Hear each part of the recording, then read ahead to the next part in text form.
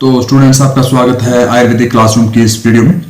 तो ये video anatomy या फिर शुश्रूषा शरीर स्थान के लिए मैंने बनाई गई है, और जो भी इसमें एनाटॉमी में पुट कर रहा हूँ वो शुक्र शोणित शुद्धि शरीर अध्याय से पुट कर रहा हूँ। और यहाँ पर शुक्र दोष, आर्तव दोष हैं, जो पुंसवन विधि है, मैथुन कब करना चाहिए, और जो भी दो हृदय और 8 प्रकार के नपुंसक, ऋतु काल में वर्ज्य चीजें हैं जो, या फिर ऋतु काल में जो नियम बताए हैं शुश्रूषा ने, वो हम डिटेल में पढ़ने वाले हैं। तो पहली बात तो ये आपको वीडियो अंत तक देखनी है, यहाँ से आपको बहुत सारे AIA PGT के क्वेश्चंस क्लियर हो जाएंगे। दूसरा क्या है, अगर आप इसके नोट्स बना सकते हो तो साथ में अपनी कॉपी लेके आप इसके नोट्स जरूर बनाएं। तो चलिए शुरू करते हैं। देखिए, शुक्र शोणित शुद्धि शरीरम, शुक्र शोणित शुद्धि शरीरम क्या है? शुक्र दोष यहाँ पर बताए गए हैं, शुश्रूषा ने कितने बताए हैं? 11 बताए हैं। तो पहले ये आपको क्वेश्चन आया था कि शुक्र दोष हैं जो शुश्रूषा ने कितने बताए हैं? शुक्र दोष हैं जो शुश्रूषा बताते हैं 11 दोष कौन कौन से होते हैं? देखिए, पहले वात पित्त कफ शोणित, ये 4 तो हो ही जाते हैं, वात पित्त कफ और शोणित, ये 4 हो गए। उसके बाद कुणप ग्रंथि पूति पोए, ठीक है, कुणप ग्रंथि पूति पोए, क्षीण मूत्र पुरीश रेतसा, मतलब क्षीण, एक तो क्षीण है और दूसरा मूत्र और पुरीश से जो युक्त शुक्र है वो भी शुक्र दोषों में आ जाता है। तो इस प्रकार से 11 ये शुक्र दोष हो जाते हैं। उसके बाद चरक ने कितने बोले? चरक ने 8 प्रकार के जो शुक्र दोष बोले हैं, चरक ने 8 प्रकार के शुक्र दोष बोले। यहां पर से आपको रट्टा लगाना है, किसने? चरक ने, ठीक है। फेनिल तनु रुक्षम विवर्णम पुत्ति पिछलम, फेनिल झाग युक्त होता है, तनु होता है पतला, ठीक है, रुक्ष, ये सारे बात के कारण होंगे। फेनिल तनु रुक्षम विवर्णम पुत्ति, और विवर्णम और पोथी ये पित्त के कारण होगा, पिच्छल किसके कारण होगा? कफ के कारण होगा। अन्य धातु उपसृष्टम, जो अन्य धातु से युक्त, जैसे कि कभी कभी शुक्र के साथ ब्लड आ जाना, तो अन्य धातु उपसृष्टम अवसादी, ये सारे 8 प्रकार के शुक्र दोष हो गए। चलो आगे बात करते हैं कि शुक्र दोषों की साध्य असाध्यता, शुक्र दोषों की साध्यता असाध्यता के बारे में हम बात करेंगे कि शुक्र दोष जो है वो शुश्रुत अनुसार जो होते हैं वो कितने होते हैं? 11 होते हैं। देखिए, शुक्र दोष हैं जो साध्य होते हैं 4, वातय पित्तय कफय और रक्तय, वातय पित्तय कफय और रक्तय, ये 4 प्रकार के जो शुक्र दोष होते हैं वो साध्य होते हैं। कष्ट साध्य जो होते हैं वो 5 प्रकार के जो होते हैं वो कष्ट साध्य होते हैं। तो कष्ट साध्य में आपको याद करना है कौन कौन से जो है वो कष्ट साध्य होते हैं। देखिए, कुणप क्षीण ग्रंथि पूति पोए, कुणप क्षीण ग्रंथि पूति पोए, कुणप क्षीण ग्रंथि पूति पोए, ये होते हैं कष्ट साध्य। और असाध्य जो होते हैं वो मूत्र और परिश्रित युक्त जो होते हैं वो असाध्य होते हैं। देखिए, अब देखिए जो सन्निपातय है वो इसमें से सन्निपातय यानी कि त्रिदोषों से युक्त जो है वो असाध्य है, और वो मूत्र पुरीश युक्त रेतस है। और कष्ट साध्य आपको मैंने बताई दी। कुणप जो है, कुणप जो है वो रक्त दोष के कारण होता है, क्षीण जो होता है वो वात पित्त के कारण होता है, ग्रंथि जो होता है वो कफ वात के कारण होता है। जितनी भी शरीर में ग्रंथियां पाई जाती हैं वो कफ और वात दोष के कारण ही पाई जाती हैं। आपको जहां पर भी ग्रंथि मिलेगी तो वहां पर आपको कफ और वात दोष टिक करना है। पूति पोए, पूति पोए क्या रहता है? पूति पोए में कफ और पित्त रहता है, क्योंकि पोए किससे बनती है? कफ और पित्त से ही पोए का निर्माण हो सकता है, और किसी से भी नहीं हो सकता। पूति पोए जो रहेगा वो अष्टांग हृदय ने माना है, वो रक्त और पित्त के कारण रहेगा, ठीक है। और बाघभट्ट है जो वो रक्त और पूति दोष को नहीं मानते, रक्त और पूति दोष को जो है बाघभट्ट वो क्या है? वो रक्त और पूति दोष को नहीं मानते, ठीक है, ये आपको याद करना है। और इसी प्रकार से 9 प्रकार के शुक्र दोषों को बाघभट्ट मानते हैं। तो ये इंपॉर्टेंट क्वेश्चन हो जाता है AIA PGT के लिए कि बाघभट्ट रक्त और पूति दोष को नहीं मानते। इसी प्रकार से 9 शुक्र दोषों को मानते हैं।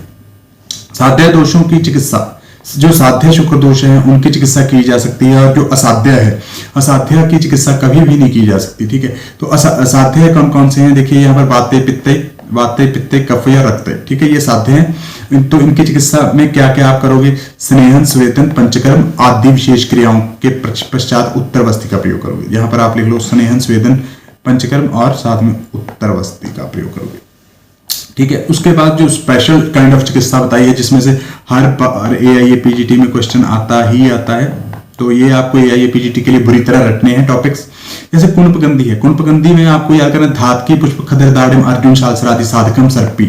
देखिए, धात की पुष्प खदर दाड़िम अर्जुन शालसरादि साधकम सर्पी, धात की पुष्प खदर दाड़िम अर्जुन शालसरादि साधकम सर्पी, ये आपको याद हो जाएगा। ग्रंथि पुट शक्ति से प्लाश्य भस्मानी, प्लाश से युक्त भस्म का प्रयोग किया जाएगा। पूरे दोष पुरुष वट्टादिव्यम पूरे प्रकृति साधकम, जो परुषवट्टादिभ्याम पूय प्रख्या च साधिकम, पूय पूय दोष से युक्त, यानी कि यहाँ पर पस मिलती है, पस मिलेगी तो वहां पूय मिलेगी, और परुषवट आदिभ्याम पूय प्रख्या च साधिकम। शीन रेतस कहां पर मिलेगा, वात और पित्त की कंडीशन में शीन रेतस मिल जाएगा, इसमें बाजीकरण का प्रयोग किया जाना चाहिए, या फिर शुक्रवर्धक क्रियाएं जो होती हैं उसे ही हम बाजीकर का नाम देते हैं, और बाजीकरण का प्रयोग किया जाना चाहिए शीन रेतस में।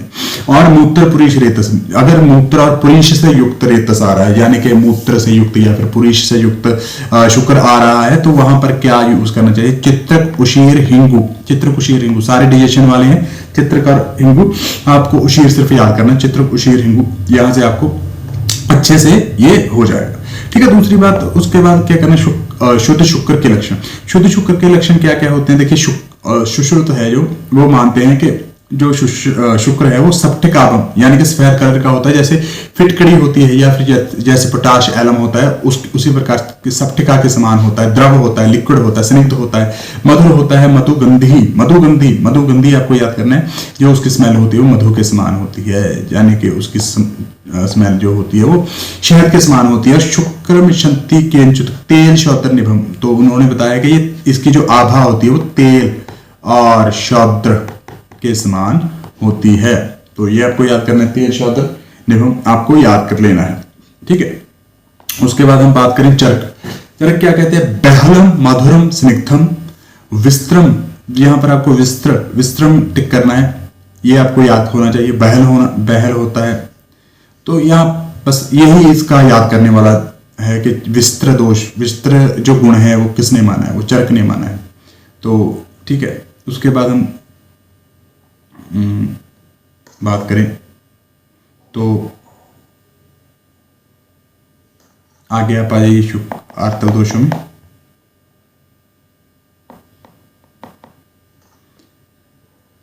सुश्रुत जो मानते हैं वो शुद्ध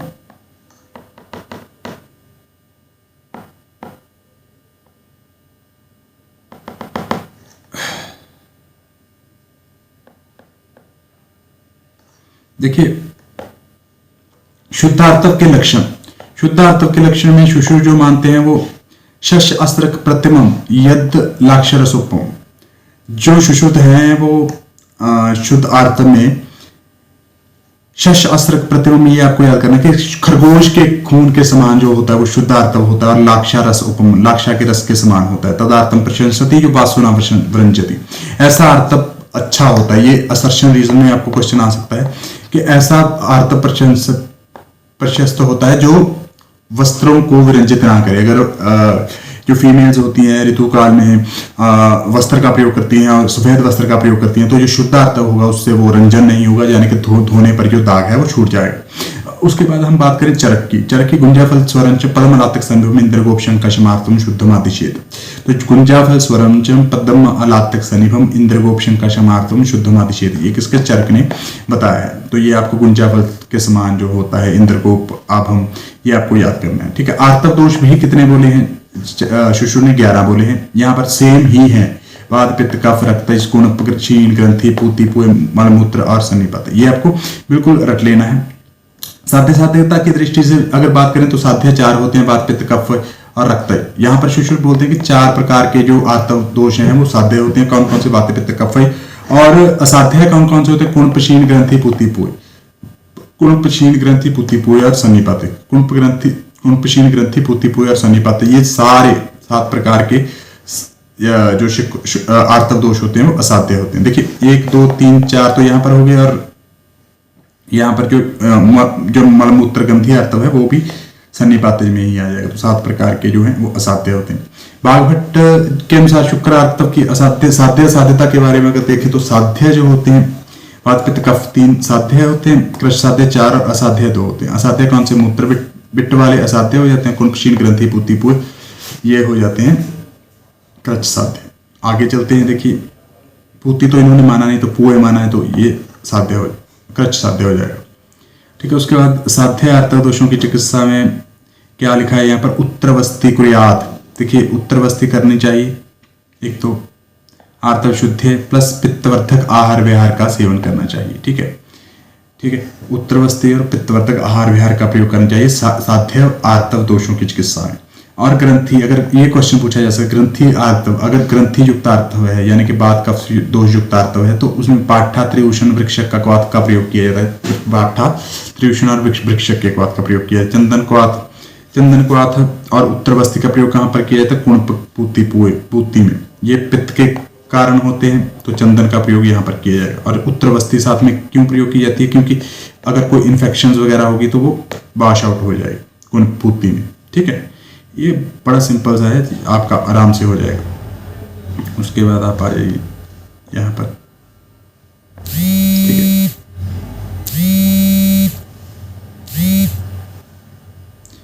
उसके बाद नष्टार्थव। नष्टार्थव क्या है? दोष है आवृत मार्ग त्वाद आर्तव नश्यति स्त्रियां। क्या नष्टार्थव जो होता है वो कैसे होता है कि ये दोष है वो मार्ग को आवृत कर लेते हैं जिसके कारण स्त्रियों को रज्जक का प्रवर्तन नहीं हो सकता। जैसे सपोज करिए कोई स्त्री है, उसके फेलोपियन ट्यूब्स हैं या फिर तो उसमें दोष यानी कि कफ ने आवरण कर लिया तो आर्तव कैसे प्रवृत्त होगा?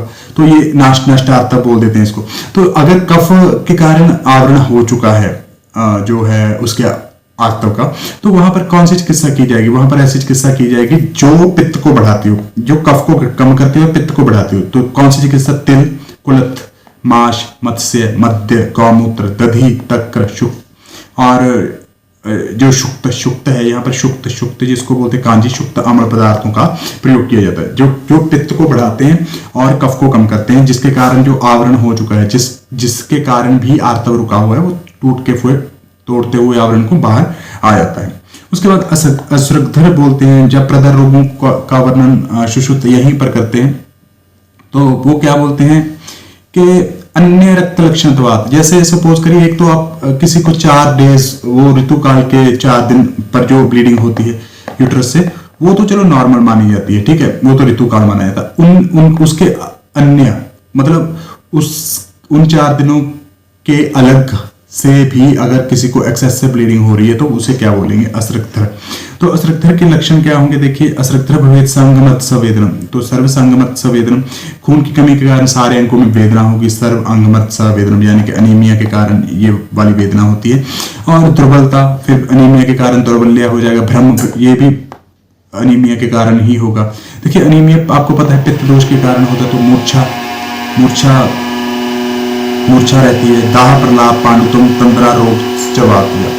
तो साथ साथ क्या है? दाह प्रलाप पांडुतम तंद्रा रोग चवात्या, मतलब दाह प्रलाप पांडुतम रहता है और पाते रोग जो हो जाते हैं। ठीक है, तो ये आपको याद करना है। उसके बाद ऋतुकाल में देखिए इसकी चिकित्सा क्या होगी? पहली बात तो असृग्धर की रक्त पित्तवत चिकित्सा होगी। ये इंपॉर्टेंट क्वेश्चन है, तो ये आ जाता है, बच्चों को पता ही नहीं होता कि क्वेश्चन कहाँ से पूछा गया है। तो यहाँ से आपको टिक करना है कि रक्त पित्तवत चिकित्सा यहाँ पर की जाती है। तो ऋतुकाल, आगे जो ऋतुकाल है उसमें क्या है? ऋतुकाल में कौन कौन सी चीजें वर्ज्य रहती हैं, स्त्री को क्या करना नहीं चाहिए, तो उसका परिणाम क्या हो सकता है, ये आप यहाँ से करेंगे। दिवसपन में अगर आप कोई स्त्री ऋतुकाल में दिवसपन करती है तो स्वपनशील, ज्यादा स्लीपी बच्चे को पैदा करेगी। अगर अंजन ज्यादा करती तो अंधे बच्चे को पैदा करेगी। अति शब्द श्रवण, बहुत ज्यादा गाने वाने सुनती है तो वो बधिर बच्चे को पैदा करेगी।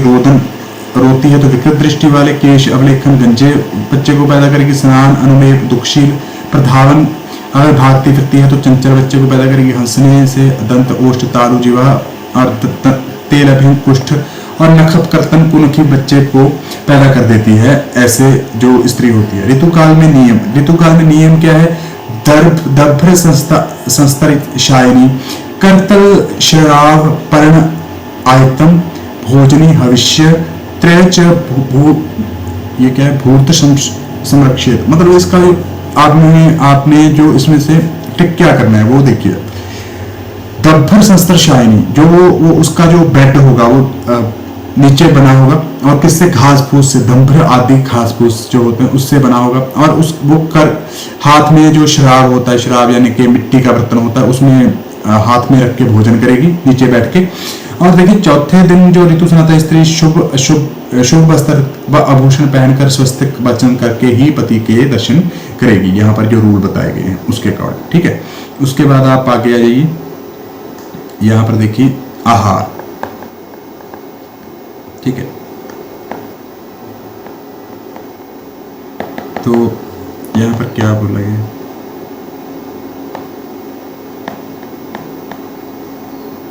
तो ये देखिए,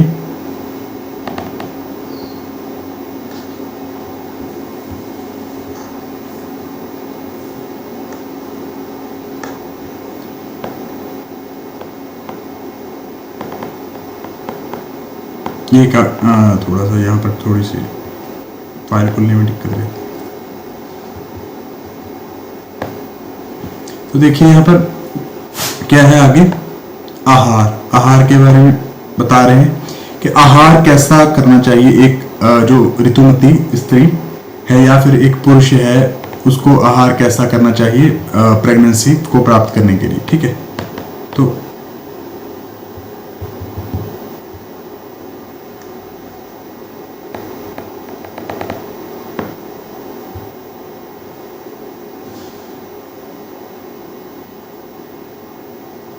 एक मिनट, थोड़ा सा आपको वेट करना पड़ेगा। ये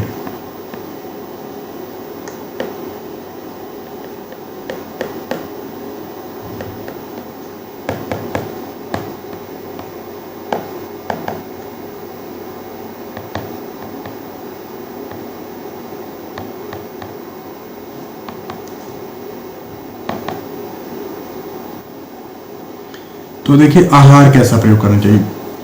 जो आहार है स्त्री को वो करना चाहिए सर्पी। जो आहार है, पहले पुरुष के आहार के बारे में वर्णन करें तो आहार जो है पुरुष को क्या क्या प्रयोग करना चाहिए। पुरुष को जो सर्पी शीर युक्त जो शालीयोदन है उसका प्रयोग करना चाहिए। नारी को जो तेल मांस युक्त भोजन का प्रयोग करना चाहिए, क्योंकि ये शीत होते हैं और शुक्र जो होता है वो शीत प्रॉपर्टी वाला होता है। तो इसीलिए जो पुरुष है वो सर्पी शीर का प्रयोग करेगा और जो स्त्री होती है वो तेल मांस उत्तर आहार का प्रयोग करेगी।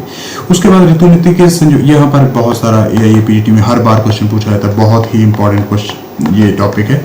तो यहाँ पर क्या है, ऋतुकाल में 4 दिनों में मैथुन करने के अलग अलग परिणाम होते हैं। तो जो प्रथम दिन मैथुन करेगा तो पुरुष की आयु का नाश हो जाएगा और अंतर्मृत गर्भ जो है मरा हुआ पैदा होगा। द्वितीय में क्या होगा, जन्मत मृत गर्भ प्रसूता ग्रह मृत्यु, मतलब जो प्रसूता ग्रह में ही गर्भ की मृत्यु हो जाएगी। तृतीय में देखिए 3 है, यहाँ पर 3 से असंपूर्ण अंग, यहाँ 3 है तो 3 से ऐसे असंपूर्ण अंग और से अल्पायु, तो ये 3 ठीक है।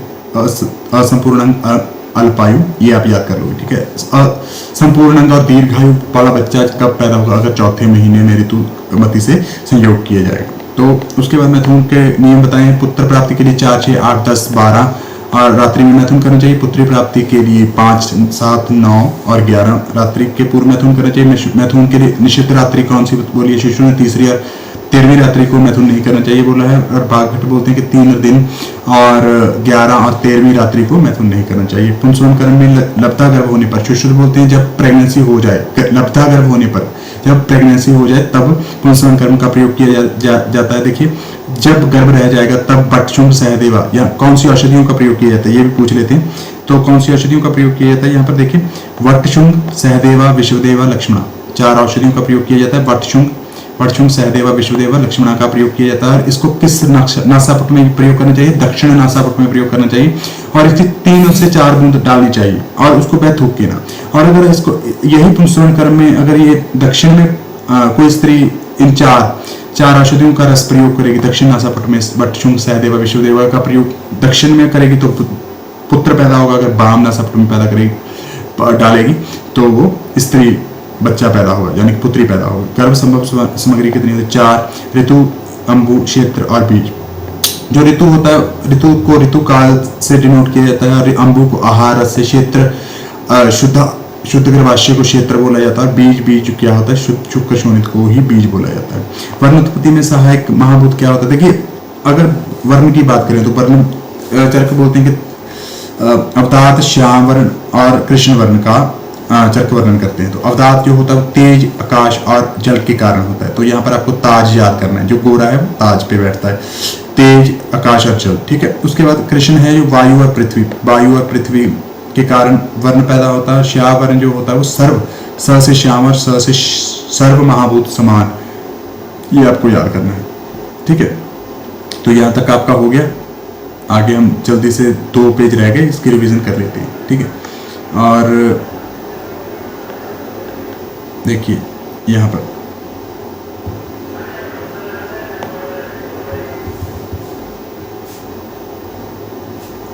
ये सुश्रुत अनुसार क्या है, तेज धातु सर्ववर्णानाम प्रभव, मतलब सुश्रुत बोलते हैं कि तेज महाभूत है, या फिर जो पित्त है वो सारे महाभूतों में रहती है। तो बोलते हैं कि गौर जो है वो तेज और जल से युक्त होता है, कृष्ण जो होता है वो तेज और पृथ्वी से युक्त होता है। तो ये आपको याद करना है।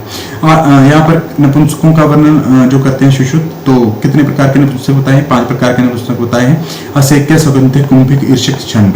तो देखिए असेक्य कौन होता है? मुख्य योनि, सुगंधिक नासा योनि, और कुंभिक बोलते हैं गुद योनि, और ईर्षक दृढ़ योनि। छंड है शुक्र रहित होता है, छंड में कोई शुक्र नहीं रहता। छंड 2 प्रकार के होते हैं, नरछंड, नारीछंड। तो यहाँ पर आप 6 प्रकार के नपुंसक भी बोल सकते हो।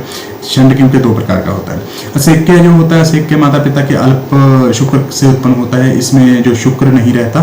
तो ये क्या करता है, पहले किसी का शुक्र पान करता है, बाद में जो मैथुन में प्रवृत्त होता है। उसके बाद सुगंधिक है, जो दूसरी योनि से उत्पन्न होने के कारण जो है ये योनि सूंघ कर मैथुन करने में प्रवृत्त होता है। कुंभिक होता है, ये गुद मैथुन करवा के फिर मैथुन करने में प्रवृत्त होता है। ईर्षक जो होता है वो पहले दूसरों को मैथुन करता दिखता है, फिर खुद मैथुन करने में प्रवृत्त होता है। और ये छंड है जो शुक्र रहित होता है। नरछंड, नारीछंड 2 प्रकार के होते हैं।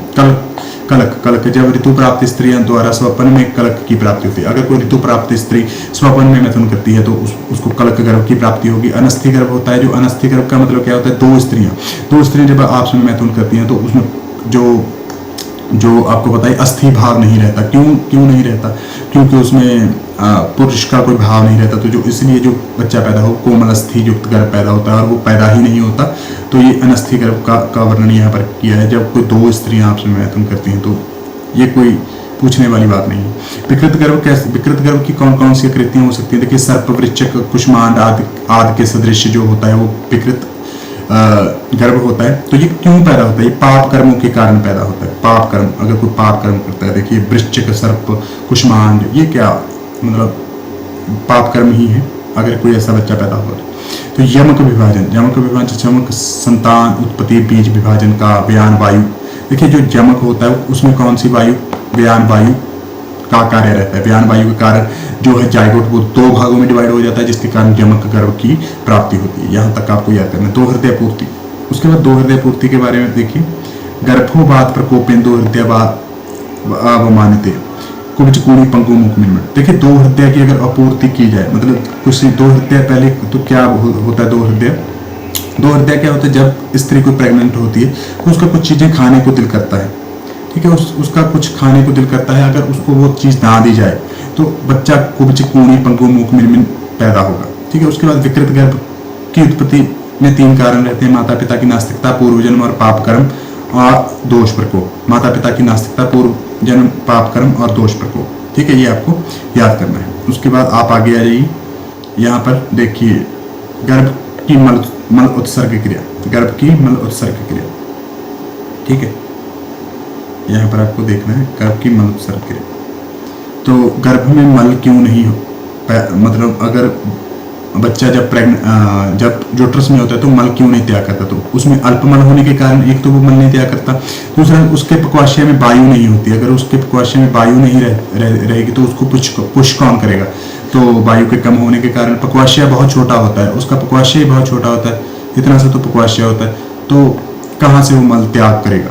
तो अल्पमल, वायु का कम होना और पक्वाशय छोटा होने के कारण मल की प्रवृत्ति जो है बालक में नहीं होती। जब वो यूट्रस में होता है, इंट्रायूट्राइन पीरियड में उसमें मल की प्रवृत्ति नहीं होती। गर्भस्थ बालक क्यों नहीं होता? देखिए उसका मुख जो होता है वो आपको पता ही है, बालक तो ऐसे रहता है, ठीक है, तो वो जरायु से ढका होने के कारण वो रोता नहीं, कंठ में उसके कफ भरा रहता है तो इसीलिए वो रोता नहीं। वायु मार्ग है जो वो खुला नहीं होता, इसी कारण वो रोता नहीं है। 3 प्रकार के कारण है, जरायु, मुख्य शन्य, कंठे कफ वेशते और वायु के कारण मार्ग अवरोधित रहता है, तो इसी कारण बच्चा रोता नहीं। पूर्व जन्म में दिन रात शस्त्रों का मनन करने वाले जो लोग होते हैं उनको पूर्व जन्म का स्मरण रहता है, ये आपको यहाँ से याद करना है। और पूर्व जन्म में किए हुए कर्म के अनुसार क्या होता है, हमें इस देह की प्राप्ति हुई है और इस जन्म में हम जो भी कर्म करेंगे उससे रिलेटेड ही हमें आगे का जन्म मिलेगा। तो हमें अच्छे कर्म करने चाहिए, हमें अच्छे से पढ़ाई करनी चाहिए और अच्छे से कॉलेज की प्राप्ति करनी चाहिए। बने रहिए आयुर्वेदिक क्लासरूम के साथ, इसी से आपका जो 2nd चैप्टर है वो फास्ट रिवीजन में हम पूरा कर देते हैं। ओके दोस्तों, शेयर करें, पढ़ें और इसकी PDF आपको ग्रुप में मिल जाएगी।